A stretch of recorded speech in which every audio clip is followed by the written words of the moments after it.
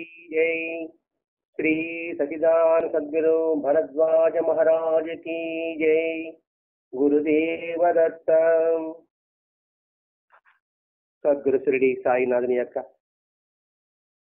ఆశీస్సులతో ఆచార్య కిరణ భరద్వాజ మాస్టర్ గారి యొక్క పర్యవేక్షణలో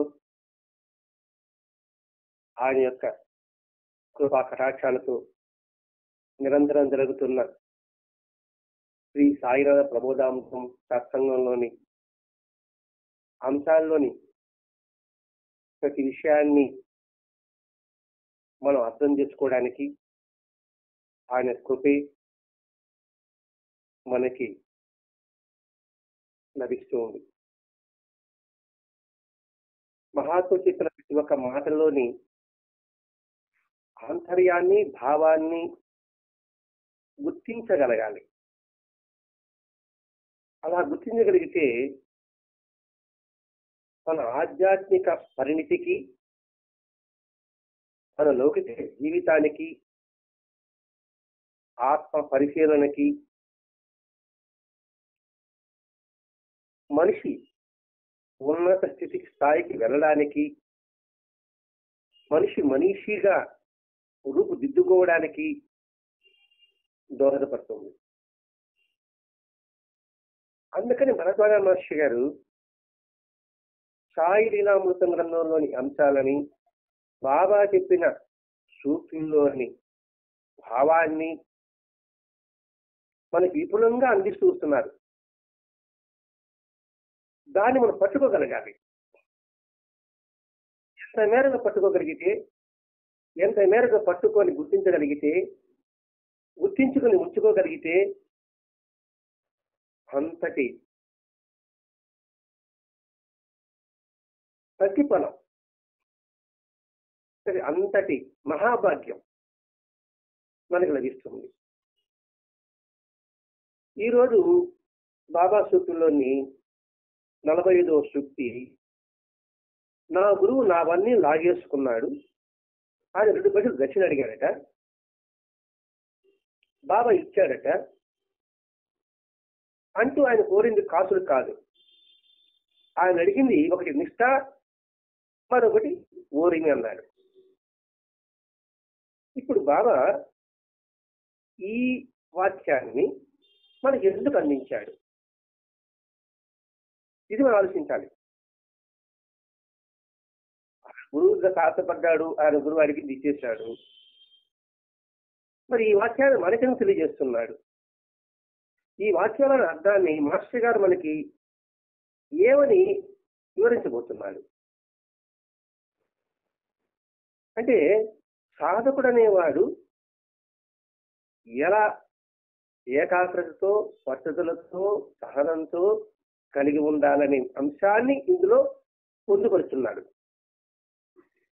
ఇక్కడ బాహ్యమైన వస్తువులు కాదు వాడు కోరేంది. రెండవది, ఎందుకంటే సద్గురికి బాహ్యమైన వస్తువులు, భగవంతుడికి బాహ్యమైన వస్తువులతో పని ఉంటుంది. వాళ్ళు సృష్టించిందే వారు. నా గురువు నావన్నీ లాగేసుకున్నాడు. ఇక్కడ నావన్నీ అంటే ఏమిటి? శిష్యుడు అన్నీ లాగేశాడు. అన్ని అంటే బాహ్యంగానా, ఆంతరంగికంగానా? ఏమి లాగేసుకున్నాడు? ఏమన్నా చర్మం ఊడదరిగేశాడా? చండాలు ఊడదరిగేశాడా? రక్తమాంసాలు తీసుకున్నాడా అని మనకు మొత్తం ఆలోచింపజేస్తుందండి ఈ వాక్యం. నావన్నీ, నావన్నీ అంటే ప్రతి ఒక్కటి నాది నాది నాది నాది నాది నాది అనే భావం. నేను నేను నేను నేను అనే భావం. నాది నేను ఈ రెండు కలిసింది అహంకారం. ఎప్పుడైతే మనిషిలో అహంకారం వెళ్ళిపోతుందో వినయం ఏర్పడుతుంది. వినయం ఎప్పుడైతే ఏర్పడుతుందో వివేకం కలుగుతుంది. వివేకం ఎప్పుడైతే కలుగుతుందో ఎదుటి వారు చెప్పిన వాక్యంలోని అర్థాన్ని గ్రహించడానికి ప్రయత్నం చేస్తాడు. దక్షిణ అడిగాడు, నేను ఇచ్చాను అన్నాడు బాబా ఇక్కడ. ఎప్పుడైతే వివేకం కలిగిందో ఏమిచ్చాడు? ఆయన కోరింది కాసులు కాదురా నాయన, ఆయన అడిగింది ఒకటి నిష్ఠ, రెండు సంబూరి కోరిమి. అది వివేకం ఉన్నవాడికి అర్థమవుతుంది. లేకపోతే మామూలుగా 2 కాసులు కనిపిస్తారు. మొత్తం తనవన్నీ లాగేశాడు. అంటే మురికి వచ్చిన మన మనసును లాగేశాడు. స్వచ్ఛత ఏర్పడింది. ఆ స్వచ్ఛత ఏర్పడిన తర్వాత నీలో పట్టుదల ఉంచుకో, ఏకాగ్రత పెంచుకో. వివేకంతో ఆలోచించాను, సరైన గమ్యం మీద నీకు అవగాహన వచ్చింది. కాబట్టి ఏ పనులైనా పట్టుదల కావాల్సిందే, ఏకాగ్రత కావాల్సిందే. అది నాకు ఇవ్వు అంటే, ఇక్కడ చంద్రశేఖర స్వామి దగ్గరికి అందరూ భక్తులు వెళ్ళినప్పుడు అందరూ వాళ్ళు కోరిన వస్తువులు తీసుకొచ్చారు. ఇవన్నీ నేనేం చేసుకుంటాను, మా సన్యాసి కదా, మరి మీరేం తీసుకుంటారు? మీ రోజులో, మీ సమయంలో ఒక 20 నిమిషాలు నాకు ఇవ్వండి అన్నప్పుడు ఆ మాట మీద నిలబడాలని చాలా కష్టం. పట్టుదల అంటే ఇష్టంగా ఉంటుంది, ఏకాగ్రత గురిస్తే కష్టం అనిపించదు. కాబట్టి దాన్ని నాకు ప్రసాదించండి. అలా ప్రసాదించేటప్పుడు ఓర్పు కావాలి. ఏదో ఆయన అడిగాడు కాబట్టి, ఇవ్వాలి కాబట్టి విధి లేక సహించడమా?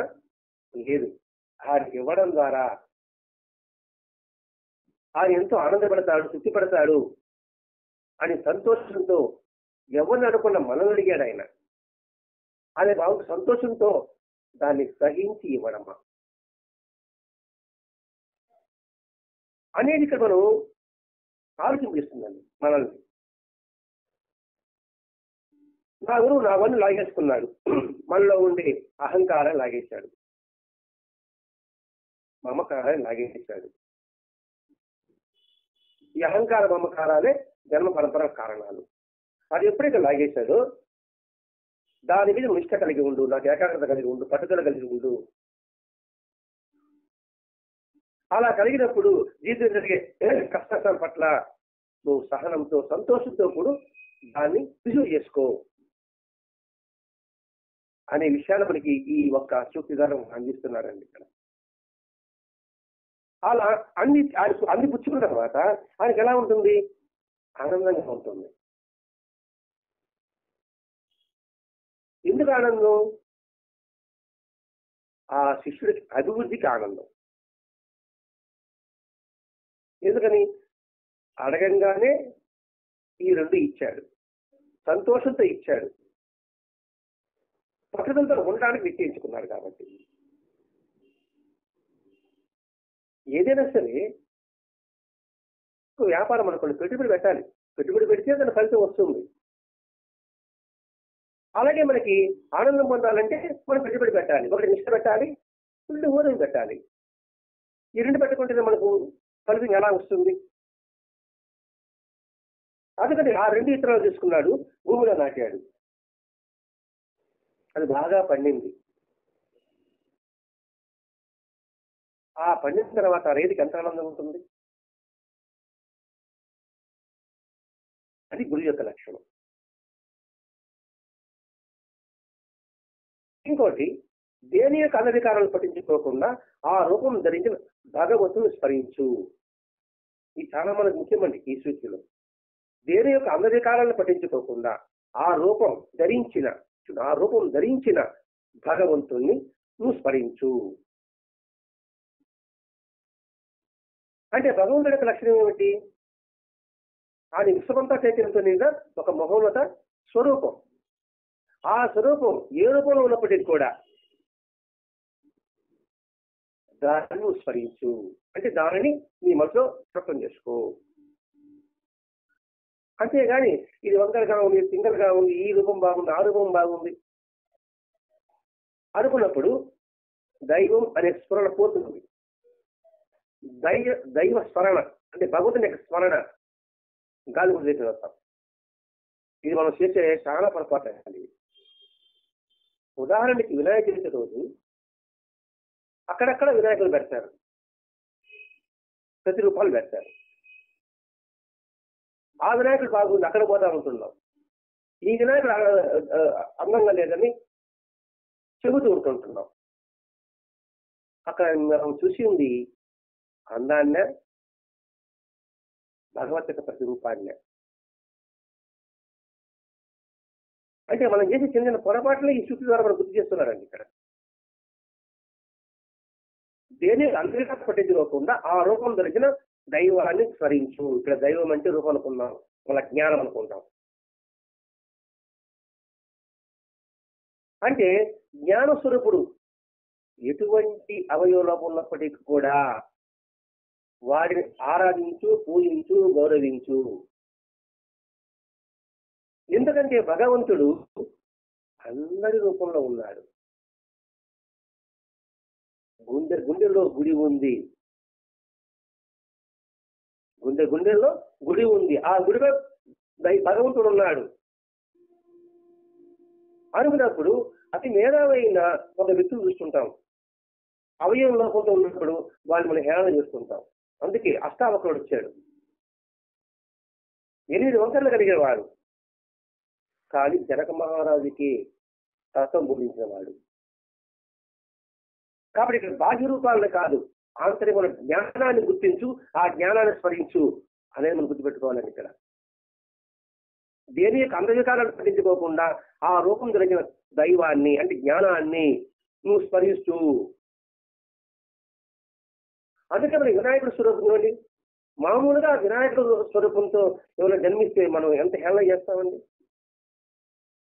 అలా హేళన చెయ్యకూడదని భగవంతుడు ఆరోగ్యం ధరించాడు. పెద్ద పొట్టేసుకొని, ఏనుగు తల పెట్టుకొని, ఇరుగు వాహనం పెట్టుకొని. అంటే ఇవన్నీ మన జీవితంలో అన్వయించుకుంటూ రావాలండి. ఒక్కొక్క సూక్తి మనకి నిర్దేశాన్ని చేస్తుంది. శరీరంలో ఒక హీనజాతి వాడు ఉన్నాడు, వాడిని వెళ్ళగొట్టాలి. ఎవడు ఆ హీనజాతి వాడు? ఇది బాగుంది, ఇది బాగలేదు, వీడు అందగాడు, వీడు కురూపి, అది ఒక హీనజాతి వాడు. వాడిని వెళ్ళగొట్టు. అంటే ఇక్కడ ఈ సృష్టిని, ఈ ప్రపంచాన్ని, ఈ మానవ జాతిని, సకల ప్రాణులని ఏ భావంతో దర్శించాలి అనేది ఇక్కడ మనం గుర్తించవలసిన విషయం అండి. ఇక్కడ ఎందుకంటే అన్ని జీవుల్లో కూడా అంతర్యామే విరాజిల్లుతున్నాడు. ఇక్కడ ఇంకో ఈ ఒక్క వాక్యంలో భగవద్గీతలో శ్లోకం వస్తుందండి. అందులో ఒక శ్లోకంలో ఒక అర్థం ఉంటుందండి. సర్వత్రా ఆత్మను సమంగా చూస్తే ఎవడైతే చూస్తాడో ఆ యోగి తనను తాను ఆరాధించుకుంటాడు, తనను తాను హింసించుకోడు. అటువంటి వాడు పరమగతిని పొందుతాడు అని ఆ శ్లోకానికి అర్థం వస్తుందండి. సర్వత్రా ఆత్మను సమంగా చూసే యోగి తనను తాను హింసించుకోడు అని దేవుడిని బాధ పెట్టాడు, తనను ఆరాధించుకుంటాడు. ఏంటి తనను ఆరాధించుకుంటే ఎదుటి వాడిని ఆరాధిస్తే తనను ఆరాధించుకున్నట్టు లెక్క. అలా కూడా భేదభావం చూసేవాడు వాడి హీనజాతి, వాడిని ముందు వెళ్ళగొట్టు. అలా వెళ్ళగొట్టినప్పుడే అంతర్గతాలను పట్టించుకోకుండా ఆ రూపాన్ని నువ్వు స్మరించగలవు, ఆరాధించగలవు.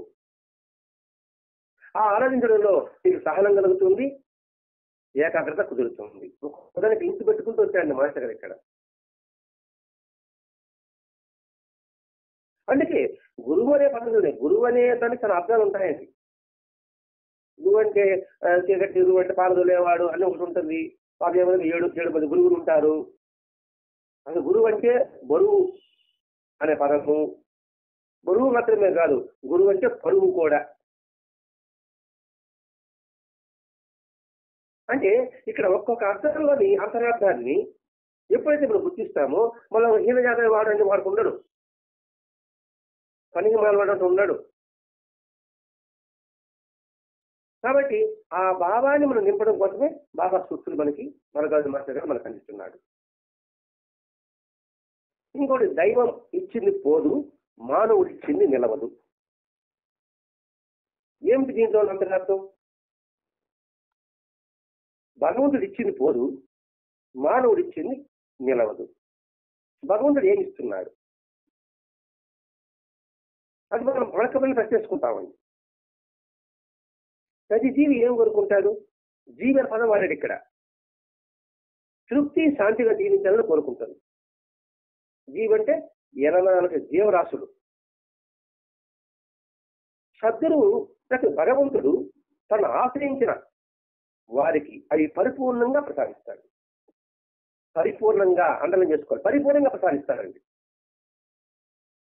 అటు పరిపూర్ణంగా ఎప్పుడైతే ఉంటుందో వాడు తృప్తి శాంతి అద్భుతమైన అనుభూతికి వస్తుంది. అటువంటి అద్భుతమైన అనుభూతి పొందిన ఆ హృదయం, ఏది తృప్తి శాంతి పొందిన హృదయం ఇంకా దేనిపైన కూడా, ఇంక వేటిపైన కూడా, అది లౌకికంగా కావచ్చు, పారమార్థికంగా కూడా కావచ్చు, ఆసక్తి కానీ అనాసక్తి కానీ పొందడు. మరి అటువంటి సద్గురువు తన భక్తుని ప్రసాదించే దివ్య ఫలాలే ఆ తృప్తి శాంతులు. ఆ తృప్తి శాంతే శాశ్వతం. అది సద్గురు ఇస్తున్నాడా లేదా భగవంతుడు ఇస్తున్నాడా? నువ్వు ఏ ప్రేరణ పెట్టుకో. ఎప్పుడైతే ఎవరు తృప్తి శాంతి ఉంటుందో అది ఎప్పటికీ శాశ్వతం. అది వెళ్ళిపోవడానికి అవకాశం ఉండదు. అంటే ఆ భావం భగవంతుని ఆశ్రయించినది ఎవడైతే హృదయ పరిశుద్ధుడైన భక్తుడి మీద తన కృప సదా ప్రసరిస్తూనే ఉంటాడు. సర్వము ఆయనే సమకూరుస్తూనే ఉంటాడు. కనుక అది ఎప్పటికీ నిలిచి ఉండే అనుగ్రహమే. అది అలాగే శాశ్వతంగా ఉంటుంది. దీన్ని బుద్ధి తెలియాలంటే పాలపాడు గురు చేతుల్లో ఒక వాక్యం వస్తుంది. పాలపాడు గురు గారి చేతుల్లో కొనకు ఆ చేతిలో ఒక అధ్యాయం అనుకుందాం. అందులో పాలపాడు గురువు గారు చిన్నప్పుడే ఊరి వెళ్ళిపోవడం, అడవుల ఆటలు చేసిన తిరుగుతూ ఉండడం అన్నప్పుడు సాధకుడు ఎలా ఉండాలని ఒక విషయం చెప్తాడు మాస్టర్ గారికి. సాధకుడు అనేవాడు సామాన్యులుగా కలుసుకోవాలట, అలా ఉంటాడట. అలా ఉంటూ అతడు ఎలా ఉంటాడంటే తనకు ఉండడానికి ఇల్లు లేకపోయినా, తినడానికి తిండి లేకపోయినా, కట్టుకోవడానికి బట్ట లేకపోయినా దాని గురించి ఆలోచించడు. రెండవది, గతాన్ని గురించి స్మరించాడు. అప్పుడు అలా ఉన్నాను కదా, ఇలా ఉన్నాను కదా, ఇలా ఉన్నాను కదా, ఇప్పుడు ఇలా లేకుండా పోతుంది అని గతాన్ని స్మరించాడు. భవిష్యత్తు గురించి ఎటువంటి ఆలోచన ఉండదు. ఎవరికి పాలపడ గురువు చెప్పిన మాట అండి. ఏమిటి ధైర్యం అంటే దానికి మాట చెప్తాడండి. కోరని వానికి సమకూరనిది ఏదీ లేదన్నా, సమకూరనిది ఏదీ లేదన్నా పాయింట్ ఎలా చెప్తున్నాడు. సమకూరనిది ఏదీ లేదైనా అన్న ధైర్యం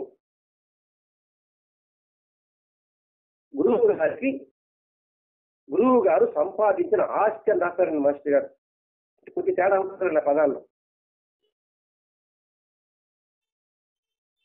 ప్రజెంట్ లో దాని గురించి ఆలోచించడు, గతాన్ని స్మరించడు, భవిష్యత్తు గురించి దాని బాధే ఉండదు. కోరని వారికి సమకూరని ఏదీ లేదన్న ధైర్యమే ఆయన సంపాదించిన ఆస్తి. కోరని వారికి సమకూరని ఏదీ లేదు అంటే అది సమకూరుతుంది అర్థం. అది ఆయన అనుగ్రహం, అది శాశ్వతం. మరి మనిషి ఇచ్చింది మానవుడికి నిలవదు. మనం గమనించే మానవుడికి దృష్టి అనుకుంటున్నాం. మానవుడు ఇచ్చాడంటే వాడు ప్రేమతోనే ఇవ్వాలి, భయంతోనే ఇవ్వాలి. అది కూడా మానవుడికి శాశ్వతం కాదు.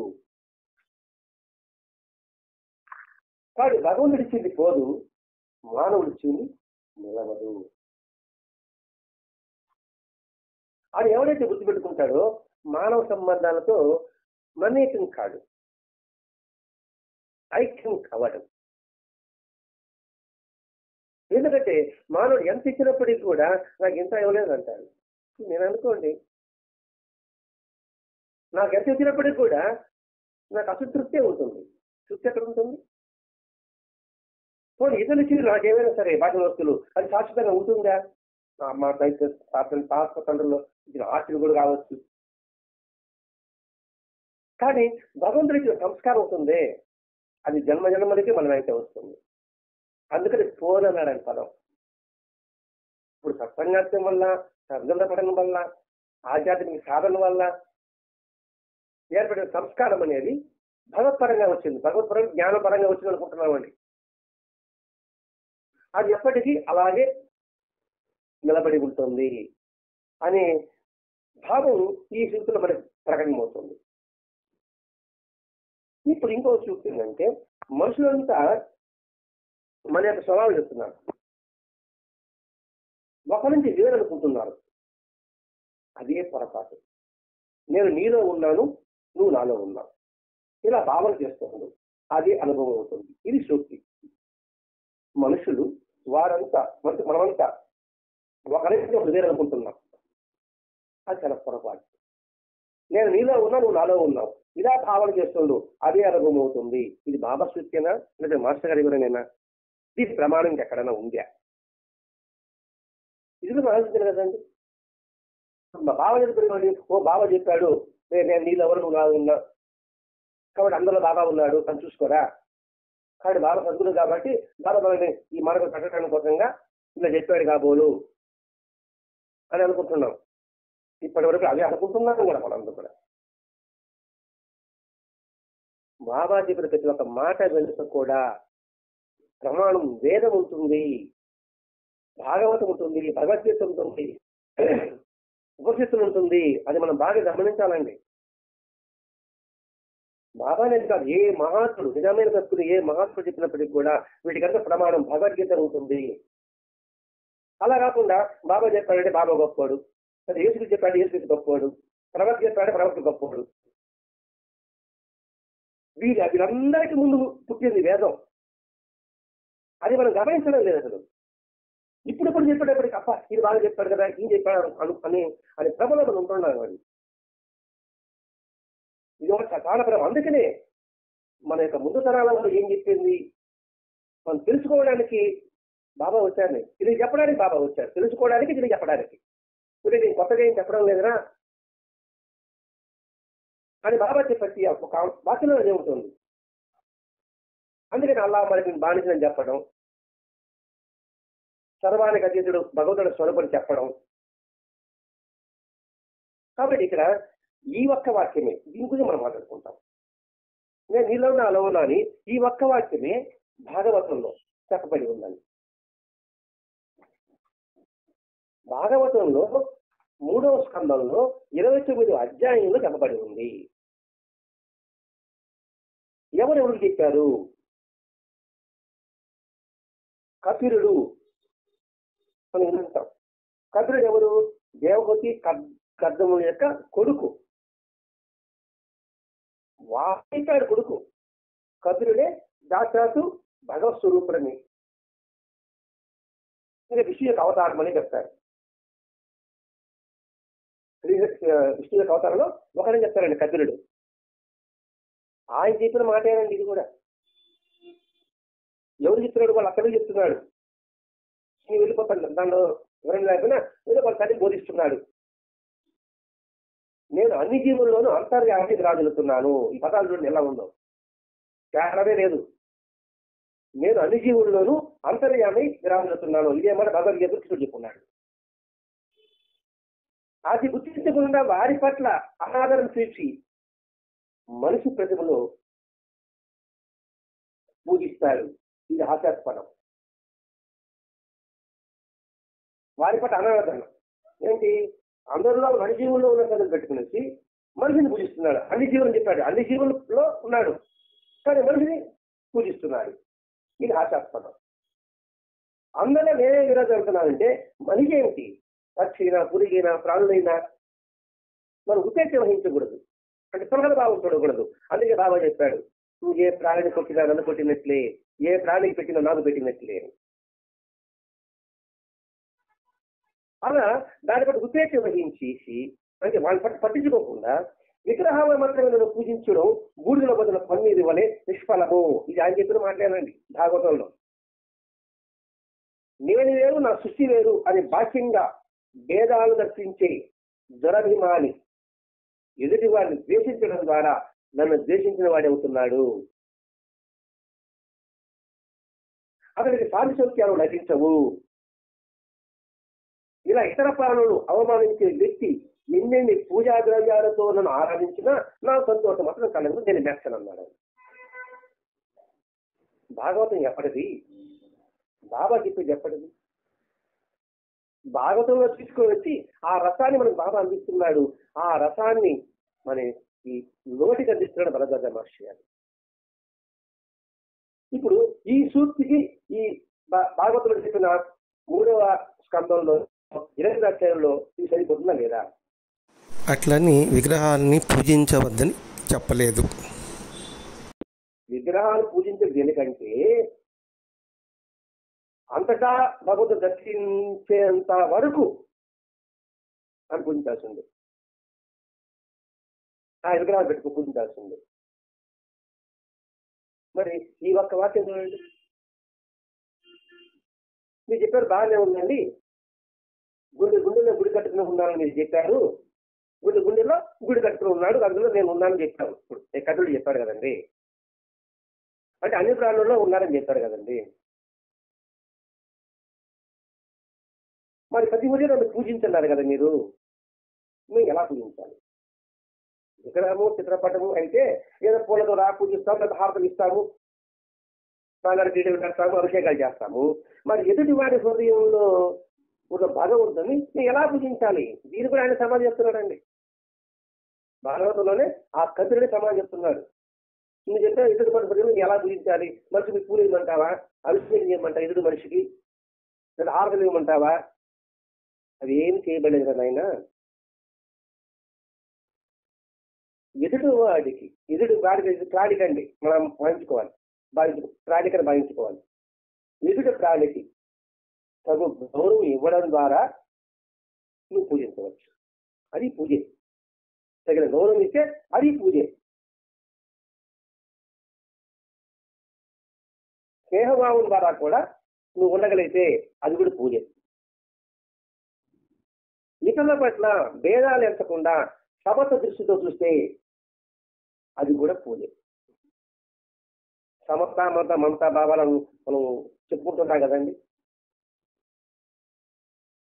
ఇంకా నీకు అవకాశం ఉంటే అవసరంలో ఉన్న వారికి నువ్వు సహాయం చేయడం ద్వారా చేస్తే అది కూడా పూజే. అంటే ఇక్కడ టోటల్గా ఏం చెప్తున్నాడంటే మనం చేసే ప్రతి కర్మ సత్కర్మ నా పూజతో సమానం అవుతుంది. అంత సులభంగా అందిస్తాడు చూడండి కపిలుడు. అదే కదా బాబా చెప్పాడు కదండి, చిన్న వాక్యమే చెప్పాడు.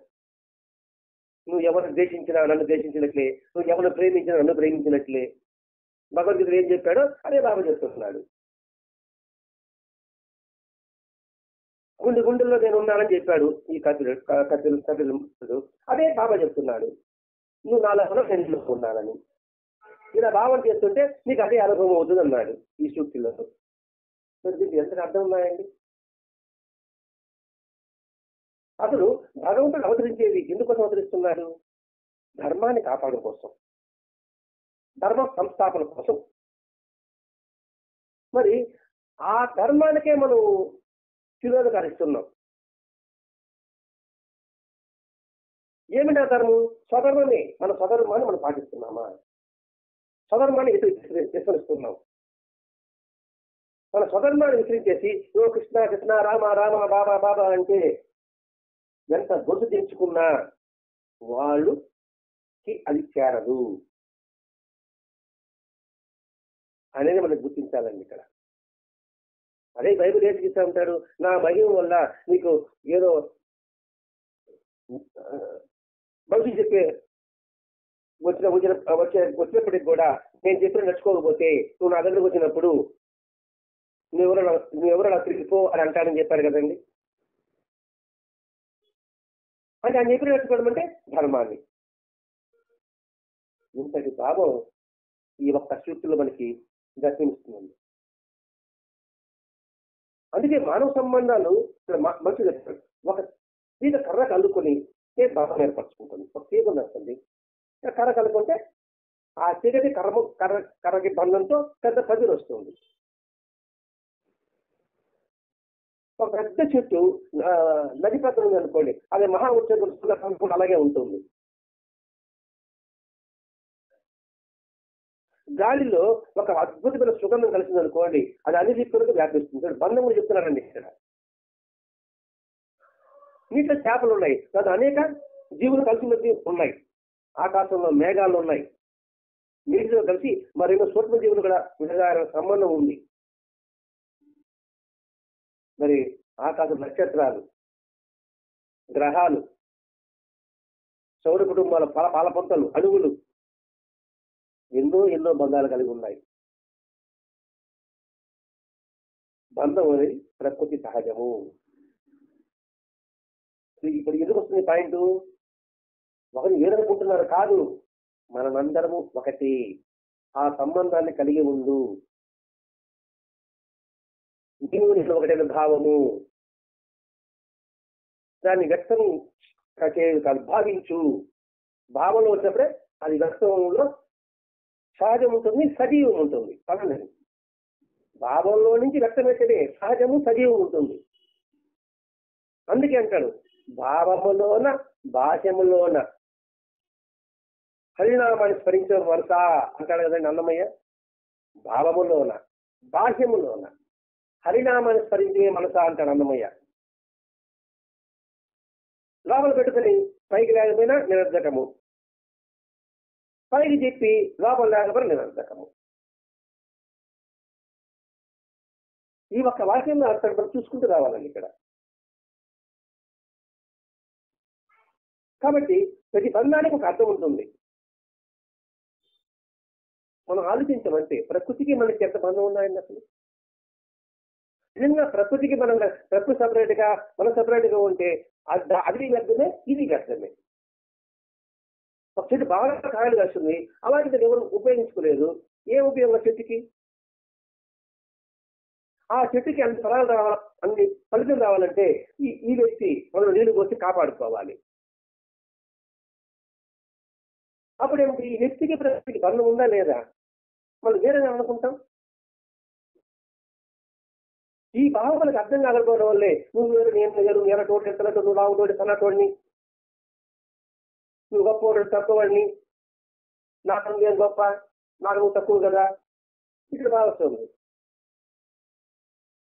కుడికి రెండు జరుగుతుంది ఉంది, ఏది గొప్ప? రెండు గొప్పే, రెండు సమానమే. ఈ ఒక్క వాక్యాన్ని మనం బాగా గుర్తు చేసుకుని రావాలండి. మనుషుల మధ్య బంధాలు అలా ఉండాలి. ఎందుకంటే మానవ సంబంధాలు చాలా విలువైనవి. వాటిని నిలుపుకోవడం మనిషి బాధ్యత. ఇదే మనిషి జీవితం, ఇదే మనిషి జీవితం. దాన్ని నిలుపుకోవడమే. ఆ బంధాలను నిలపడం కోసమే కాయినాలనే అవసరంగా. ఇలా ప్రతి ఒక్క వాక్యంలో మనం లోతుగా పరిశీలించుకుంటూ వస్తే అద్భుతమైన అనుభూతి మనం పొందగలమండి.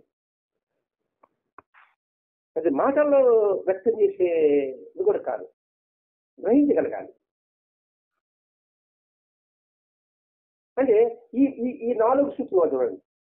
మొట్టమొదటేమో మనలోని అహంకారంతో లాగేశాడు, దాని మీద పట్టుదల కలిగి ఏకాగ్రత కొట్టి తనంతో ఉండమని చెప్పారు.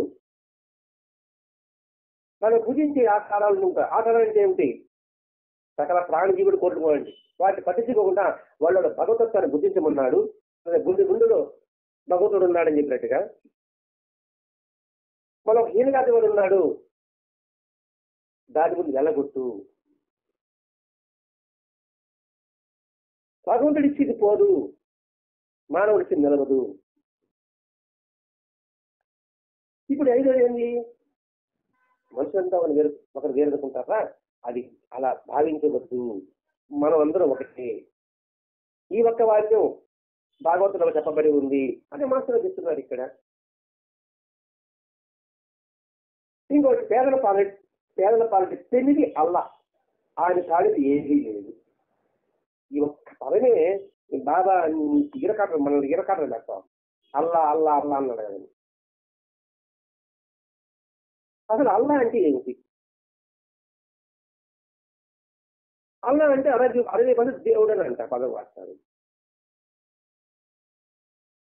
ఒక్కొక్క భాషలో ఆ భగవంతుడు ఒక్కొక్క పేరు పెట్టి పిలుస్తారు.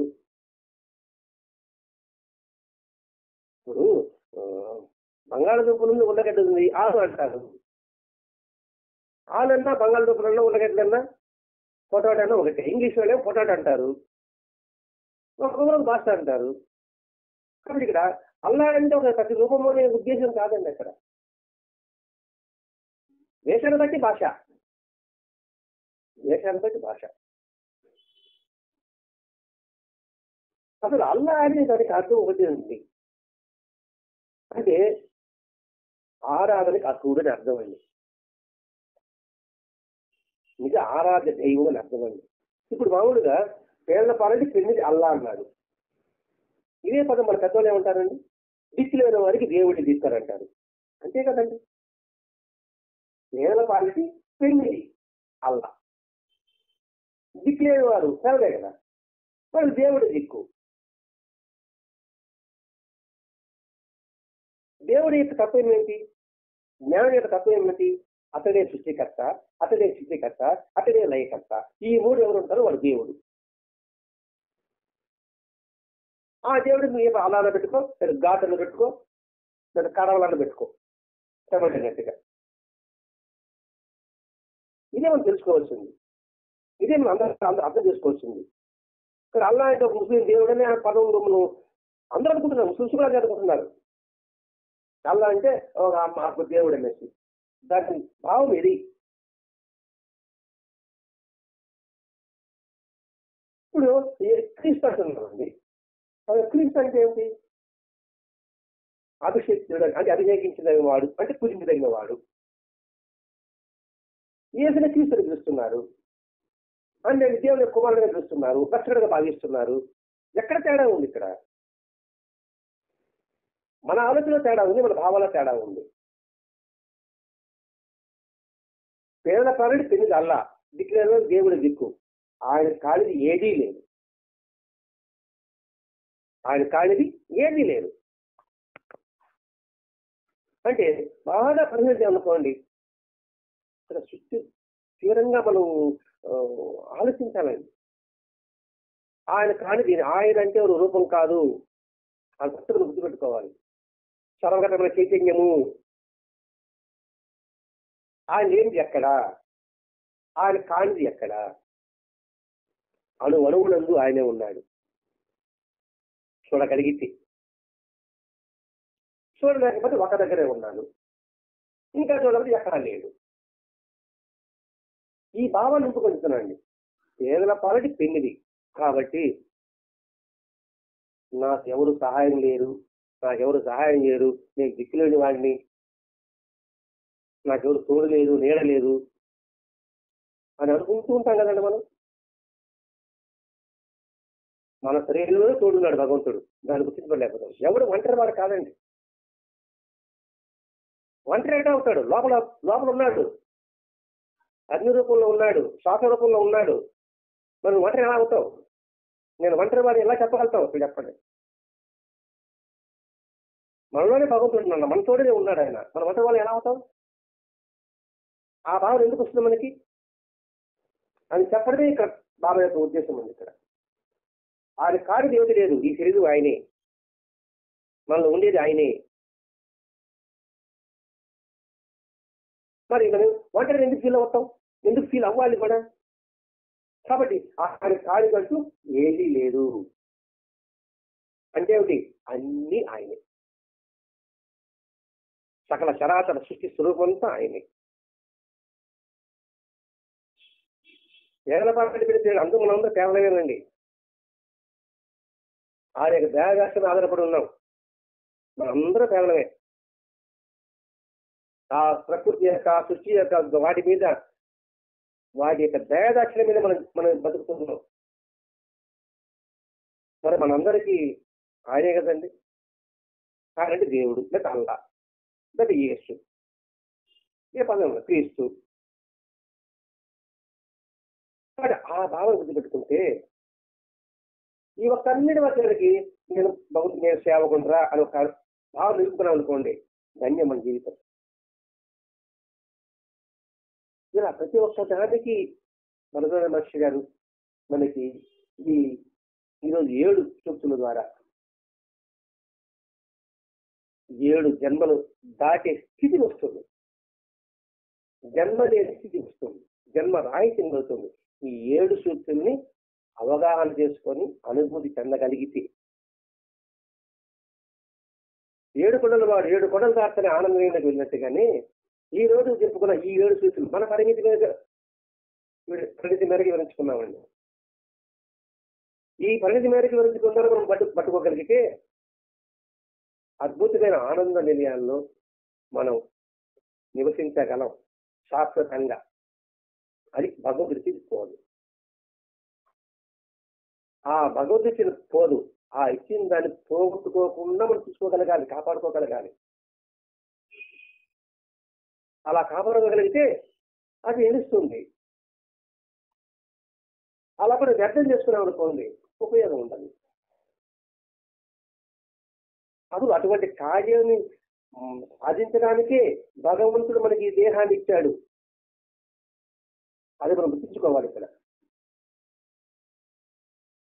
లేకపోతే మనిషిగా పుట్టి కూడా మూగజీవాలాగా ముగిసిపోతుంది మన జీవితం. మూగజీవులాగా ముగిసిపోకూడదు. మన జీవితం ఎలా ఉండాలంటే మన శరీరాలు నిరుపయోగంగా ఉండకూడదు. నిరుపయోగం ఏముంటుంది? ఎముకలు గూడిలాగా మోసుకొని పోతారు. కాబట్టి మనం మేల్కొల్పుతుంది బాబా సూక్తులు. కాబట్టి గమ్యం చేరేంత వరకు, ఆనందం చేరేంత వరకు బాబా సూక్తుల్ని నెమరు వేసుకుంటూ, మననం చేసుకుంటూ, దాన్ని శ్రద్ధ చేసుకుంటూ మాస్టర్ గారి చెప్పిన మార్గంలో మనం ప్రయాణం సాగిద్దాం. స్వస్తి. శ్రీ సచిదానంద సద్గురు సాయినాథ్ మహారాజ్ की जय. सद्गुरु भरद्वाज महाराज की जय. गुरुदेव दत्त.